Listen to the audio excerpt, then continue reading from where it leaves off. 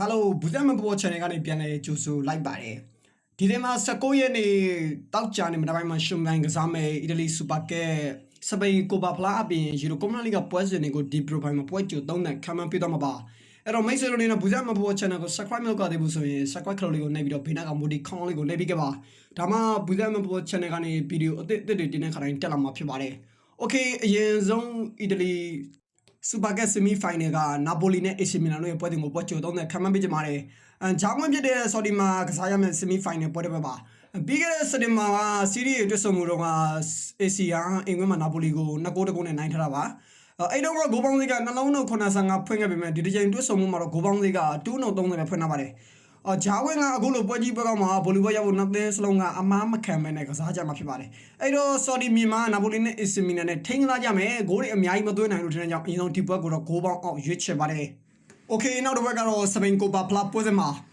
ဒီပွဲကဥရန်စီနဲ့ဘီဘာအိုတို့ရဲ့တွေ့ဆုံမှုပါတတိယတန်းကဆိုပေမဲ့ဥရန်စီကပြီးခဲ့တဲ့နှစ်စစ်မှာလာလီဂါအသင်းတွေဖြစ်တဲ့ဂီရိုနာနဲ့အိုဘီဒိုတို့ကိုနောက်ကောက်ချပြီးတော့အနိုင်ကစားခဲ့တာတွေ့ရပါတယ်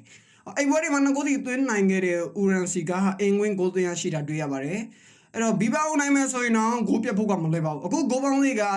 2-65ဆိုရင်ပေါက်ကြီးပေါက်ပါတယ်ဒီပွဲစဉ်မှာအင်ရှင်ဂိုးသွင်းနိုင်တဲ့ခြေစမ်းမှုမတည်ပြီးတော့ကျွန်တော်ဥရန်စီနဲ့ဘီဘာအိုပွဲစဉ်ကိုတော့ကျွန်တော်ဂိုးပေါင်းအပေါ်ရွေးချယ်လိုက်ပါတယ်Okay နောက်တဲ့ပွဲကတော့12:30မှာရှင်မန်ကစားမယ်ဘာရိုနဲ့ဂီတာဖေးတို့ရဲ့ပွဲစဉ်မှာ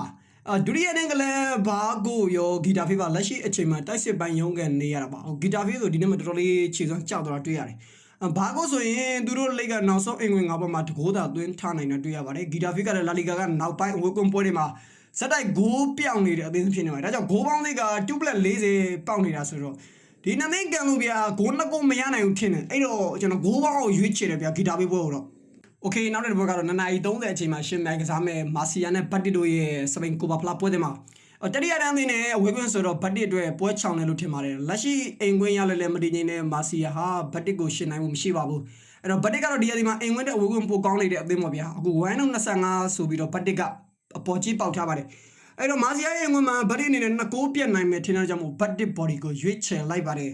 Okay နောက်တဲ့ပွဲစဉ်ကတော့ Crystal Palace နဲ့ကူပတ်တို့ရဲ့2:30အချိန်မှာရှင်မန်ကစားမဲ့ယူရိုကွန်မန်လီပွဲစဉ်မှာအဲ့တော့ Crystal Palace ကဆက်ကြောက်တင်စင်နဲ့တက်နိုင်မဲ့ထိတ်ဆုံး8နေရာမှာမျောလင်းချက်အတွက်အနိုင်ရမှာဖြစ်မှာပါဒီလိုပဲကူပတ်ကလည်းရှုံးထွက်မျောလင်းချက်အတွက်ရလိုက်ကောင်းမှာဖြစ်မဲ့အခြေအနေဖြစ်နေပါတယ်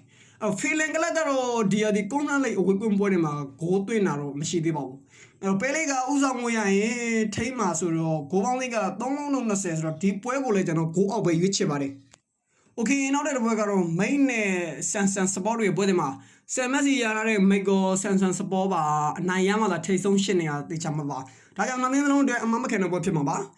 main ရဲ့ဒီကွန်မန်လိ5ပွဲမှာ4ပွဲကဂိုးသွင်းနေတာတွေ့ရပါတယ်ဂိုးပေါင်းလေးက3-30ဆိုတော့ကျွန်တော် Michael Sansan Sport ကို body မရွေးချယ်ပါဘူးကျွန်တော်ဂိုးပေါင်းအောင်ကြိုက်ပါတယ်ဒီညမှာတော့ကျွန်တော်ဂိုးပေါ်ဂိုးအောက်တွေပဲကြိုက်တာများတယ်ဗျာ body ကတော့သိမကြိုက်ပါဘူးကြေးတွေကိုကြည့်ပြီးတော့ရွေးချယ်ရတာဖြစ်တဲ့အတွက်မိတ်ဆွေတို့အနေနဲ့အကြိုက်မတွေ့ရင်တော့အကန်ကစားနိုင်ပါတယ် Okay နောက်တဲ့ပွဲကတော့ဘလက်ကာနိုနဲ့ဒီရီတာရိုရဲ့ပွဲစဉ်မှာဒီပွဲနဲ့2:30အချိန်မှာရှင်မြိုင်ကစားမဲ့ယူရိုကွန်မန်လီပွဲစဉ်မှာဘလက်ကာနိုကဆက်ကြောင်းနေတက်နိုင်မဲ့လက်ရှိအဆင့်9နေရာမှာဆက်ထိန်နိုင်ဖို့ဆိုနိုင်မှဖြစ်မှာပါဒီအင်္ဂလန်ကန်ရနဲ့ကွန်မန်လီ3ပွဲစလုံးကိုတော့ဘလက်ကာနိုနိုင်ထားတာတွေ့ရပါတယ်